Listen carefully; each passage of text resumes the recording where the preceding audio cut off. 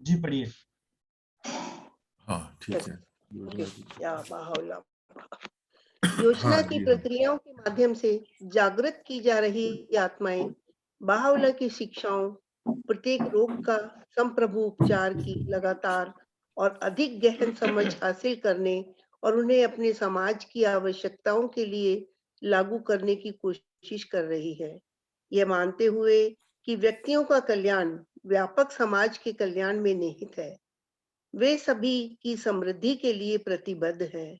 वे निष्ठावान नागरिक हैं जो पक्षपाती और सांसारिक सत्ता की होड़ से दूर रहते हैं। इसके स्थान पर वे मतभेदों से ऊपर उठने, दृष्टिकोण में सामंजस्य स्थापित करने और निर्णय लेने के लिए परामर्श के उपयोग को बढ़ावा देने पर केंद्रित रहते हैं। वे विश्वास पात्रता, सहयोग और सहनशीलता जैसे गुणों और अभिवृत्तियों पर जोर देते हैं, जो कि एक सुस्थिर सामाजिक व्यवस्था के निर्माण खंड हैं। वे मानव प्रगति के लिए आवश्यक तर्क संगतता और विज्ञान के समर्थक हैं। वे सहिष्णुता और समझ की वकालत करते हैं और मानवता की अंतर्निहित एकता को अपने मन मस्तिष्क में सर्वोपरि रखते हैं। वे सभी को सहयोग करने हेतु एक संभावित साझीदार के रूप में देखते हैं और वे उन समूहों के बीच भी सहचर भाव को बढ़ावा देने का प्रयास करते हैं जो भले ही परंपरागत रूप से एक दूसरे के प्रति शत्रुतापूर्ण रहे हों। वे इस बात के प्रति सजग हैं कि भौतिकवाद की ताकतें उनके चारों ओर कैसे काम कर रही हैं और विश्व में व्याप्त अनेक अन्यायों के लिए उनकी आंखें खुली हुई हैं। तथापि वे एकता की रचनात्मक शक्ति और मानवता की परोपकारिता की क्षमता के बारे में समान रूप से स्पष्ट हैं। वे हृदयों को रूपांतरित करने और अविश्वास को दूर करने वाली उस शक्ति को देखते हैं जो सच्चे धर्म में निहित है और इसलिए भविष्य में विश्वास रखते हुए वे उन परिस्थितियों को विकसित करने के लिए श्रम करते हैं जिनमें प्रगति प्राप्त हो सकती है।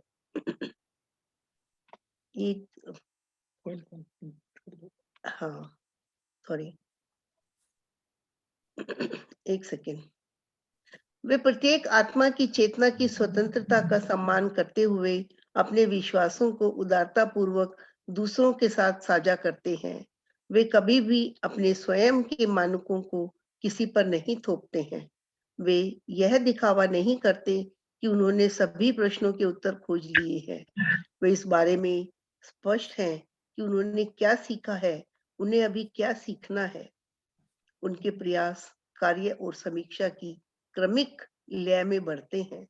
असफलताएं उन्हें अचंभित नहीं करती। उन स्थानों में जहां बढ़ती संख्या इस प्रकार के समुदायों के निर्माण में मदद करती रही है, लोगों के सामाजिक अस्तित्व के साथ साथ उनके आंतरिक जीवन को बदलने की प्रभु धर्म की शक्ति बढ़ती तीव्रता में से दिख रही है। हमें विश्वास है कि योजना के केंद्रीय उद्देश्य के प्रति गंभीरता से प्रयास करने से ऐसे अनेक समुदायों का उदय होगा।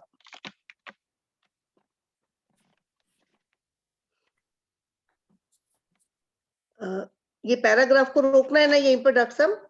हाँ बस, हाँ, क्योंकि ये बहुत ही एक महत्वपूर्ण पैराग्राफ, हर पैराग्राफ की एक विशेषता है। तो इसमें बहुत बहुत धन्यवाद श्रीमती सुनीता जी।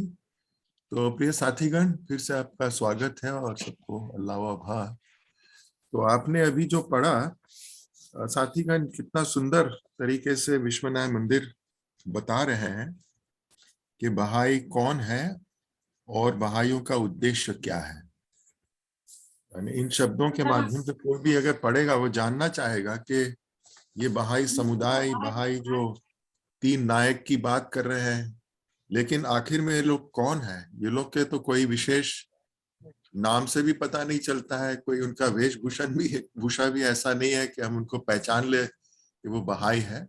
लेकिन अपने कार्य के माध्यम से, अपने जीवन और एक अपने सच्चा जीवन सत्य के पथ पे चलने वाले लोग हैं जो हर वक्त समाज को बेहतर बनाने के लिए अपनी सेवा देते हैं। तो जब भी मूल गतिविधि का हम जब परिचय किसी को देते हैं तो इस तरीके का परिचय क्या दूसरे भी धर्म के लोग हर समाज में रहते हैं तो कोई देता होगा, और इस परिचय के माध्यम से हम उनको आमंत्रित करते हैं, क्योंकि सबसे पहला तो हमारा दृष्टिकोण विश्वव्यापी है और हम ये मान के चलते हैं बहाउल्लाह इस युग के इस अवतार वो मानव जाति की जो पीड़ा है, जो उनकी बीमारियां हैं, जो उनकी रोग है, उसका निवारण के लिए शिक्षाएं हमें दी है।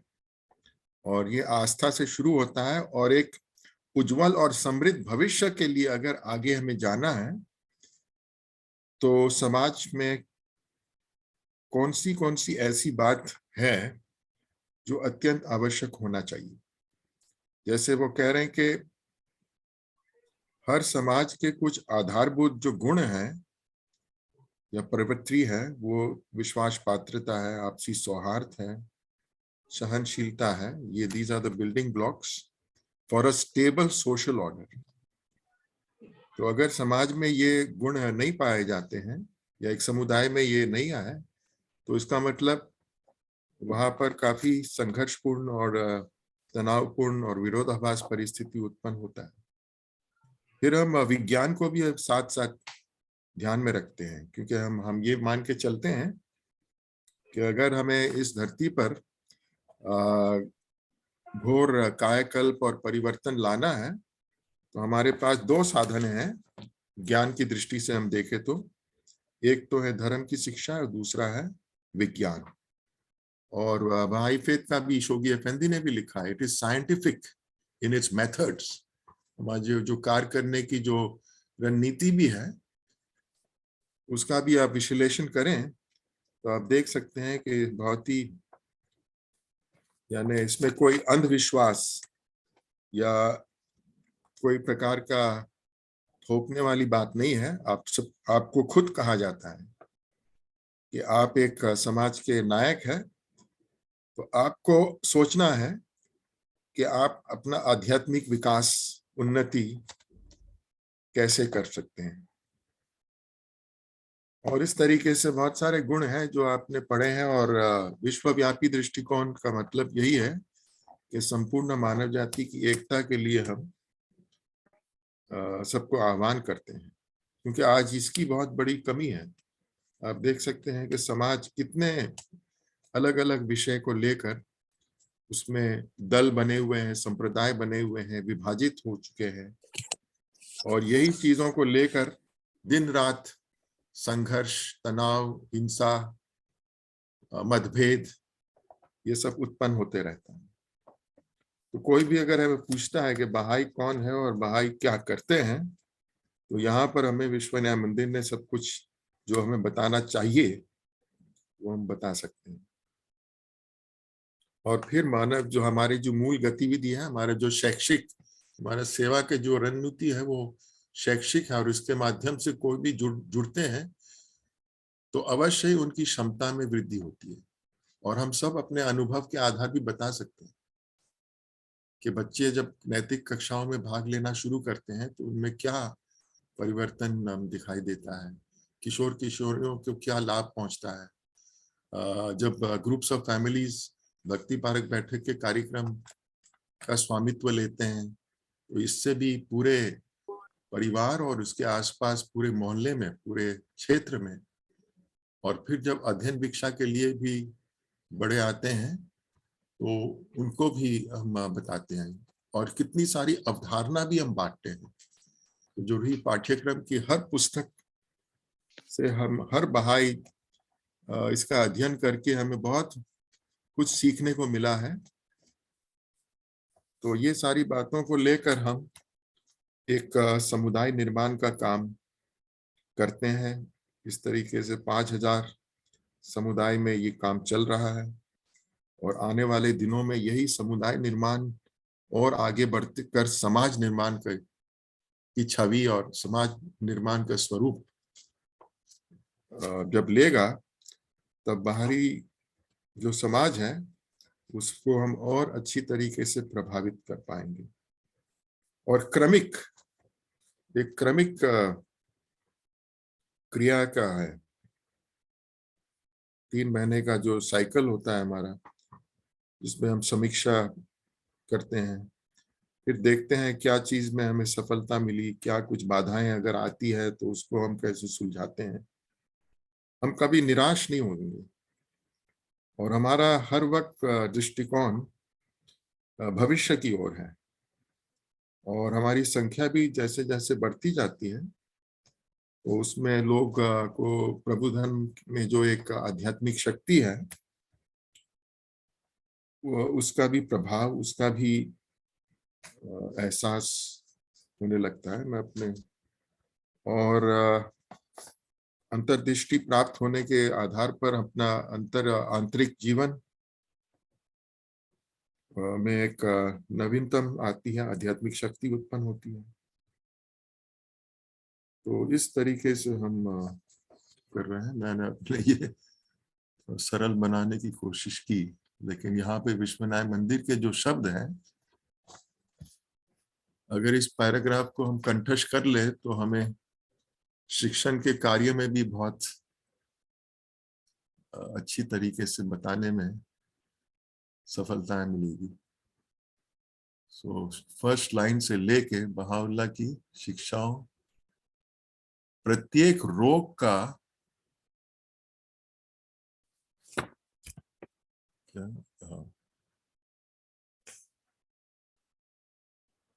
प्रमुख संप्रभु उपचार, संप्रभु, हाँ संप्रभु उपचार है। संप्रभु या सॉवरेन संप्रभु उपचार। तो हम सब सहमत हैं। आज तो वैसे भी महामारी काल में जी रहे हैं, तो ये सारी चीजें, हमारा जो वैक्सीनेशन है वो तो खाली एक रोग से बचाव के लिए बताया जा रहा है। हम तो पूरे विश्व में जो अनेक प्रकार के जो रोग है उसके लिए संप्रभु उपचार हम प्रदान कर रहे हैं। साथीगण, आपकी तरफ से अपनी कुछ प्रतिक्रिया, अपने विचार अगर आप साझा करें एक चीज और अच्छी तरीके से आप बताएं। लाइन आती है यहाँ पे, वे इस बात के प्रति सजग है कि भौतिकवाद की ताकतें उनके चारों ओर कैसे काम कर रही हैं और विश्व में व्याप्त अनेक अन्यायों के लिए उनकी आंखें खुली हुई हैं। अब यहाँ पे कई बार जब हम जाते हैं, ऐसे आपने बताया कि क्वार्टरली साइकिल होती हैं और बाकी चीजें, कई बार जब हम जाते हैं सबसे ज्यादा दिक्कत यही आती है कि भाई लोग भी अभी अपने दैनिक जीवन उपार्जन के कार्यों में लगे हुए हैं, समय नहीं दे पाते हैं, या बोले कि पहले खाने पीने का तो हो जाए, उसके बाद में धर्म की बात करेंगे।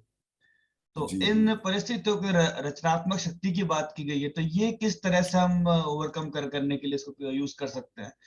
क्योंकि अगर हम जैसे 10th और 12th में बच्चे आते हैं तो बोर्ड्स की बात आ जाती है, ट्यूशंस की बात आ जाती है, कोचिंग की बात आ जाती है। तो जो हम कुछ बुक्स करवाई भी थी या वो गतिविधियों में इन्वॉल्व भी थे, तो वो पीछे होते जाते हैं कई बार।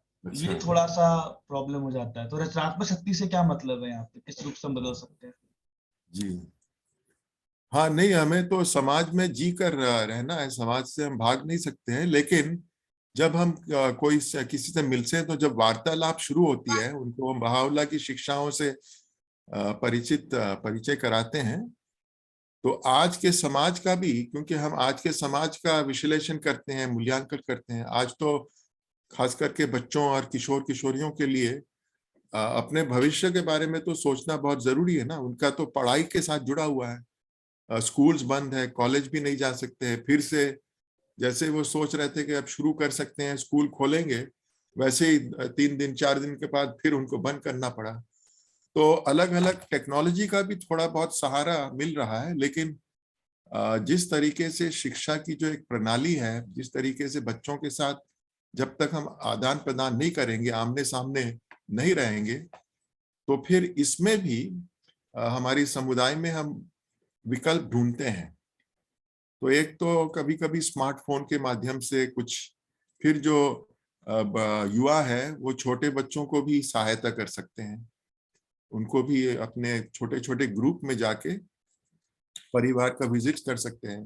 हमारे दिल्ली में कई भाइयों ने अपने अपने ही क्षेत्र में छोटे छोटे कोचिंग इंस्टीट्यूट्स भी चला रखा है।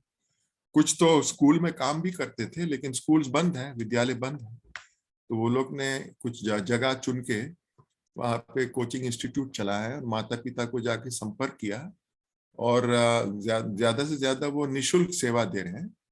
कभी कुछ माता पिता कहते हैं ठीक है हम कुछ दान भी दे सकते हैं, तो ठीक है वो ले सकते हैं, क्योंकि कोचिंग इंस्टीट्यूट तो आप जानते हैं कि बहुत सारी ऐसी कोचिंग इंस्टीट्यूट है जो ऐसी ऐसी संस्था है जो करोड़पति है उसके मालिक।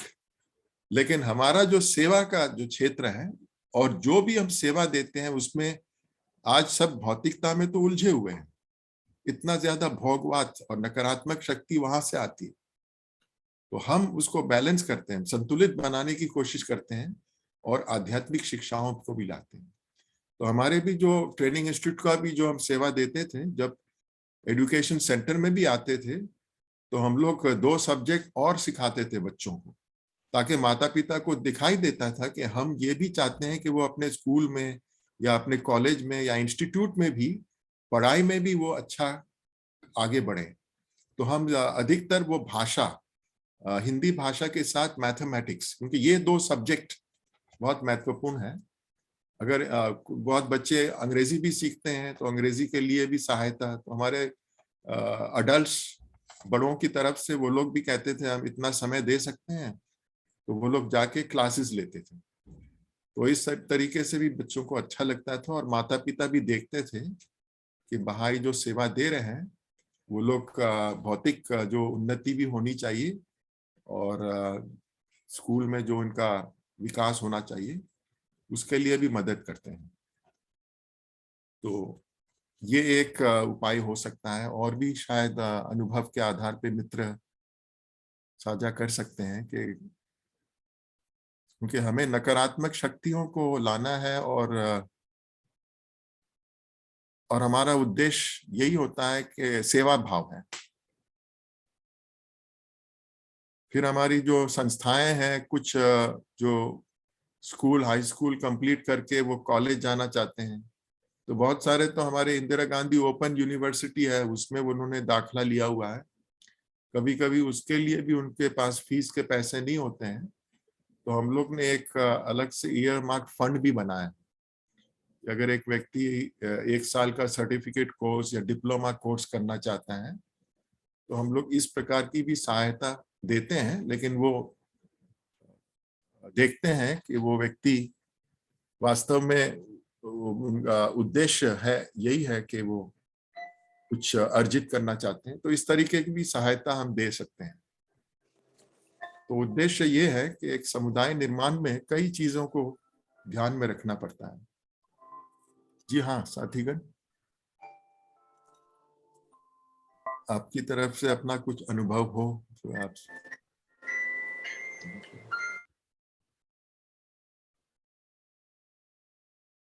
हाँ, आपके क्लस्टर में इस तरीके के कुछ प्रश्न उभर कर आए हैं तो आपकी स्थानीय आध्यात्मिक सभा या ट्रेनिंग इंस्टीट्यूट बोर्ड या क्षेत्र या राज्य परिषद भी विचार विमर्श करते हैं?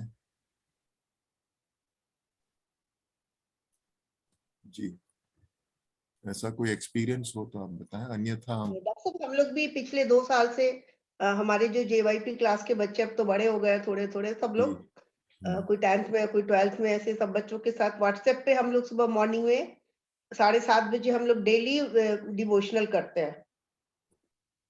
जी, बच्चे रोजाना तो आ नहीं हाँ, सकते हमारे पास, बट वो बिल्कुल, लोग हाँ बाहर जी, हाँ हैं। व्हाट्सएप माध्यम से कर सकते हैं, ऑनलाइन। हाँ हाँ जी, हम लोग सब करते हैं 3-4 परिवार के साथ जोड़ के।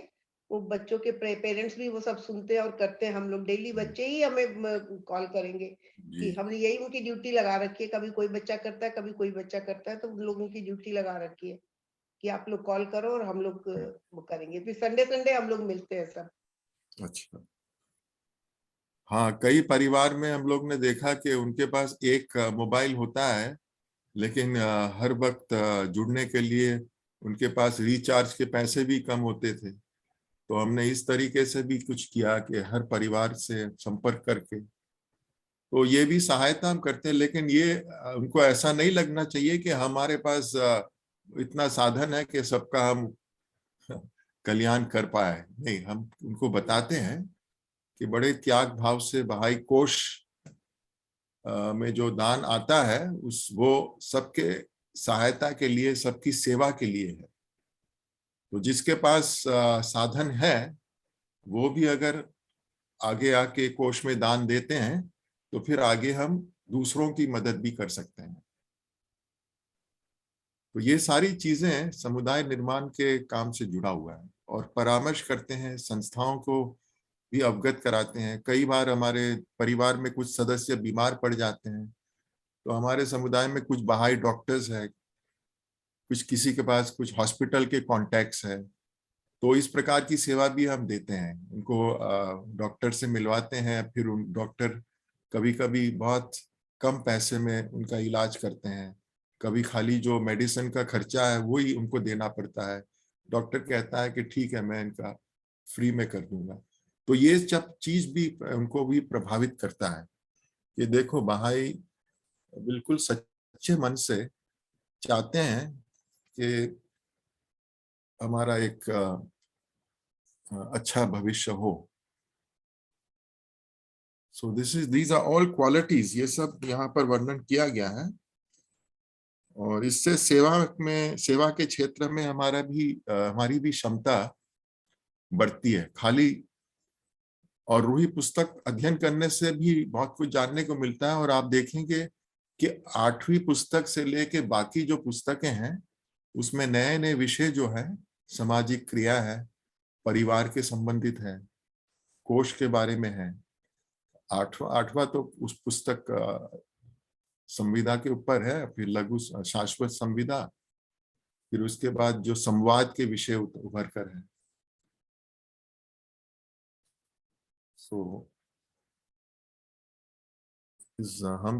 हम इसलिए यहाँ पे हाउस ऑफ जस्टिस ने लिखा है कि हम अपनी बात किसी पे थोपते नहीं है, हम उनके साथ अर्थपूर्वक वार्तालाप करते हैं और फिर वो खुद निर्णय लेते हैं कि हाँ, आपने जो कहा, आपने जो बात बताई मुझे बहुत अच्छा लग रहा है। और हमने देखा भी है, कभी कभी वो जाके देखते भी हैं। हमारे साथ अलग अलग छोटे छोटे बहाई सेंटर्स भी हैं, तो वो आके बैठ के देखते हैं कि यहाँ पे बहाई लोग क्या करते हैं। So all these things are important elements of the community building. तो साथीगण, हम आगे बढ़ सकते हैं। फिर ये तो पहला 4 जो पैराग्राफ्स था, गद्यांश था, उसका जो ये तो सारा इंट्रोडक्शन के रूप में ले सकते हैं, परिचय के रूप में। अब विश्वनाय मंदिर, क्योंकि हर कुछ पैराग्राफ्स के बाद एक शीर्षक है, तो अब जो क्लस्टर्स की जो अभिगमन की बात आ गई, तो उसमें आप देखेंगे कि कुछ टेक्निकल बात आ जाएगी। और जो लोग अपने समुदाय में सेवा के क्षेत्र में है वो लोग इन चीजों को बहुत आसानी से समझ पाएंगे। और विश्वनाय मंदिर हमें ये भी याद दिलाएंगे कि पिछले 25 वर्ष का जो हमारे पास जो एक इतिहास है बहाई समुदाय के प्रगति के बारे में, और विश्व में क्या क्या उपलब्धियां हमें प्राप्त हुई है, उसको भी याद रखते हुए हमें आगे बढ़ना है। तो आने वाले 25 साल के लिए हमें तैयार कर रहे हैं और उस क्रम में पहला 9 वर्षीय योजना इस रिजवान से शुरू होगा। साथीगण, आप सहमत हो तो आगे बढ़ सकते हैं। क्लस्टर का अभिगमन कोई पढ़ सकता है? मैं पढ़ूँ डॉक्टर साहब? हाँ जी, आशिक भाई आप पढ़िए।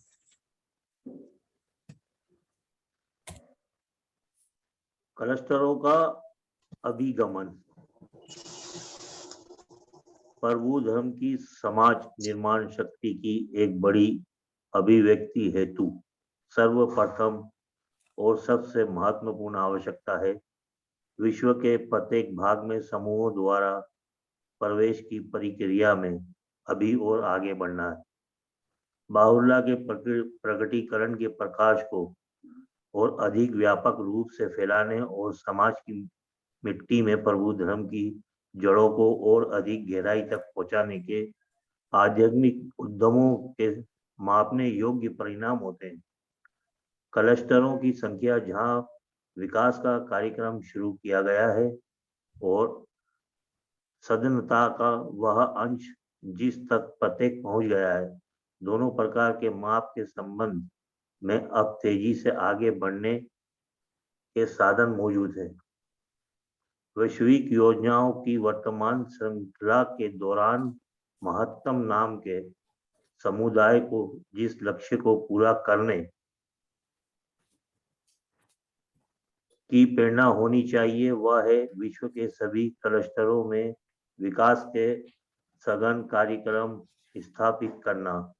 इस दुर्जय उद्देश्य का तात्पर्य उस पैमाने और दायरे पर गतिविधि की व्यापकता और सघनता से है जो कभी देखा ही नहीं गया। 9 वर्षीय योजना के दौरान इस लक्ष्य की दिशा में तेजी से प्रगति अवश्य ही हासिल की जानी चाहिए। पारंपरिक कदम के रूप में हम चाहते हैं कि आप राष्ट्रीय आध्यात्मिक सभाओं और क्षेत्रीय भाई परिषदों को यह निर्धारित करने में सहायता करें कि क्या उनके क्षेत्रों को क्लस्टरों में विभाजित करने की उनकी रूपरेखा को किसी प्रकार के समायोजन से लाभ मिलेगा। जैसा कि आप जानते हैं, क्लस्टर एक ऐसे क्षेत्र को परिभाषित करता है जहां योजना की गतिविधियों को एक प्रबंधनीय और सततता बनाए रखने वाले तरीके से प्रोत्साहित किया जा सकता है। पिछले 21 थोड़ा सा ऊपर कर दीजिए अनुज जी, थोड़ा सा ऊपर कर दीजिए।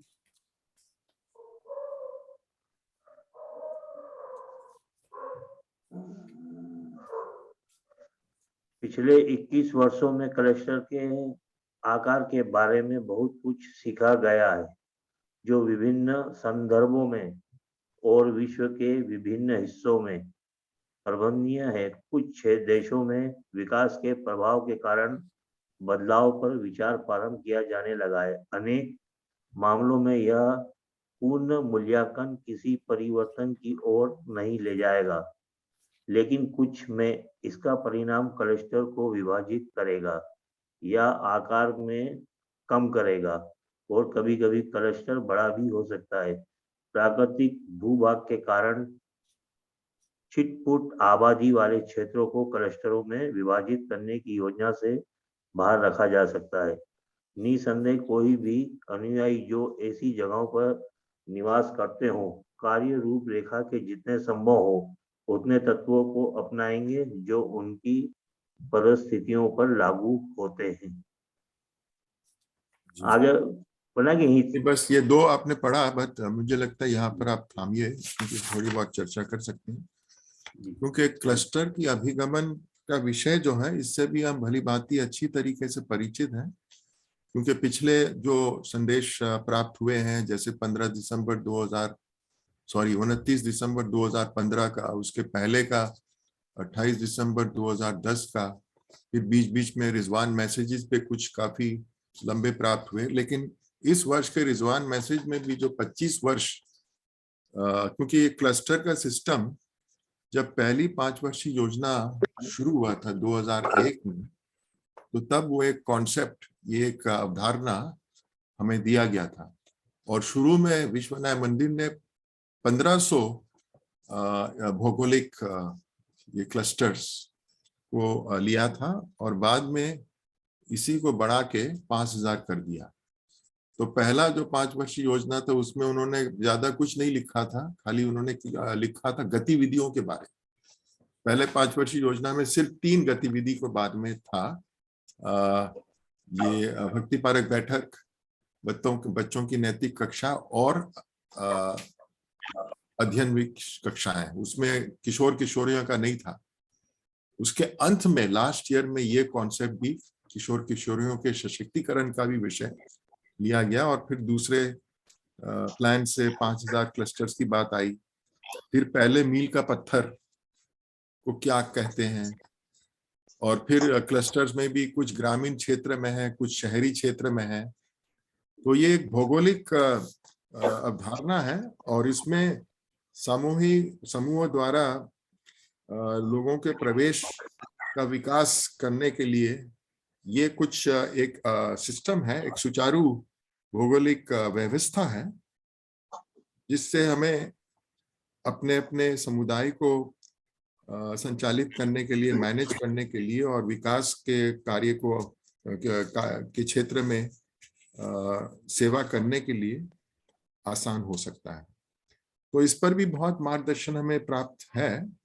तो इसी बातों को याद रखते हुए अब आने वाले जो 9 वर्षीय योजना में यही जो क्लस्टरों का जो अभिगमन के बारे में मार्गदर्शन हमें दे रहे हैं, क्योंकि समुदाय या समाज निर्माण का जो विषय है, और जैसे हमारा देश, अब देखिए भारत इतना बड़ा देश है कि हमारे कितने हैं, लगभग 31 राज्य और यूनियन टेरिटरीज हैं। फिर हमारे लगभग 700 से भी अधिक जिले हैं। फिर 7 लाख से भी अधिक गांव हैं। तो आप सोच सकते हैं कि जो भी सरकारें हैं, तो इसी तरीके से बहाइयों का भी दृष्टिकोण, पूरे विश्व में 5000 समुदाय है, और हर समुदाय का जो अभिगमन की स्थिति वो अलग अलग चरणों पे हो सकता है, और ये चरणबद्ध विकास है। तो हम पहले मील का पत्थर, आप देख सकते हैं कि आपका समुदाय कौन से मील के पत्थर तक पहुंच चुका है, और उसको समझने के लिए आप कभी भी कोई मीटिंग में जाएं, या आप अपने क्लस्टर के बारे में रिपोर्ट पढ़ेंगे, जो भी क्लस्टर में एक ट्रेनिंग इंस्टीट्यूट है, या अपने जो राज्य में ट्रेनिंग इंस्टीट्यूट के माध्यम से उनकी सेवाएं दी जा रही है, क्योंकि दूसरे मील के पत्थर पे जब एक क्लस्टर पहुंचता है तो फिर ट्रेनिंग इंस्टीट्यूट का भी परिचय दिया जाता है, और उसमें जो अध्ययन कक्षाएं हैं, और फिर हमारे जो फैसिलिटेटर शिक्षक हैं, उनको प्रशिक्षित करने के लिए ट्रेनिंग इंस्टीट्यूट का बहुत बड़ा रोल है। और हमारे दूसरे 5 वर्षीय योजना में ट्रेनिंग इंस्टीट्यूट को विश्व राय मंदिर ने बताया कि ये हर समुदाय के प्रगति के लिए एक इंजन है। जैसे रेलगाड़ी का जो इंजन होता है, और आज भी हम कुछ सोच रहे हैं, जब भी मैं हमारे आदरणीय प्रधानमंत्री जी का भी बात सुनता हूं, तो वो कहते हैं कि हमारी डबल इंजन की सरकार है। आपने सुना होगा। बहुत ही अच्छा लगता है, क्योंकि वो हमें प्रेरित करते हैं और उत्साहित करते हैं, और हमें अपने जो योजनाएं हैं उस पर हमारा दृष्टिकोण भी आकर्षित करते हैं। तो अब नया मैंने एक देखा शब्द, कई बार यूज किया हुआ है, कि हमारी सरकार डबल इंजन की है। तो इसका मतलब प्रगति की रफ्तार और तेज होगी। फिर देखिए, और कुछ मंत्र भी जो दिए हैं, सबका साथ, सबका विकास, सबका विश्वास, सबका प्रयास। ये इसी तरीके से बहाई फेथ में भी हम लोग कुछ हमारे मंत्र बना सकते हैं, जिससे हम एक दूसरे को, क्योंकि हम सब मिलकर एक सेवा के पथ पे साथ साथ चल रहे हैं, तो हम एक दूसरे को प्रेरित कर सकते हैं। यानी हम जो बहाई कोटेशंस, बहाउल्लाह और अब्दुल बहा के जो उद्धरण को हम कंठस्थ करते हैं, वो हमारे लिए मंत्र का काम करते हैं। और रूही पुस्तक अध्ययन करने से हमारे को जो कंठस्थ करने की हमारी जो एक शक्ति थी, वो फिर से दोबारा उत्पन्न हुई है। अंकल लास्ट मिनट, एक फ्रेंड्स जी, अभिगमन की बात को लेकर कुछ तो टेक्निकल है, भौगोलिक दृष्टि से हमें देखना है, लेकिन विषय यह है कि उसको मैनेज करने के लिए संस्थाएं हैं, एजेंसीज हैं, और भी साधन होने चाहिए, सामग्री होनी चाहिए, तो